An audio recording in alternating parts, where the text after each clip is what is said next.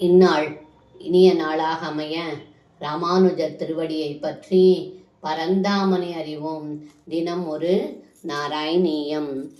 விஷ்ணு கர்மாணி சம்பஸ்யத மனசி சதாயை சதர்மான பத்னாத் யானீந்திரஸ்யைஷ ப்ருத்ய பிரியசக இவ சவ்யாதனோ சேமகாரி வீஷந்தே யோகசித்தா பரபதமனிசம் யஸ்ய சம்யக் பிரகாசம் விப்ரேந்திராஜாகரூகா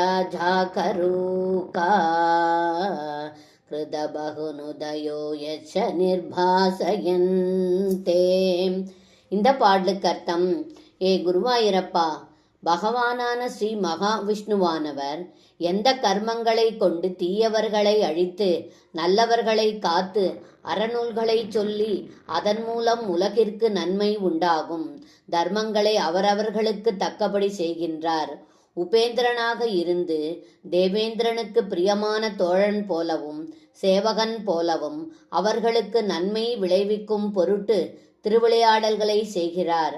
அப்படிப்பட்ட பகவானின் திருவிளையாடல்களை மனதில் எப்பொழுதும் தியானம் செய்யும் யோகம் கைவரப்பெற்ற சித்தர்கள் பகவானின் பரமபதத்தை எப்பொழுதும் காண்கின்றார்கள்.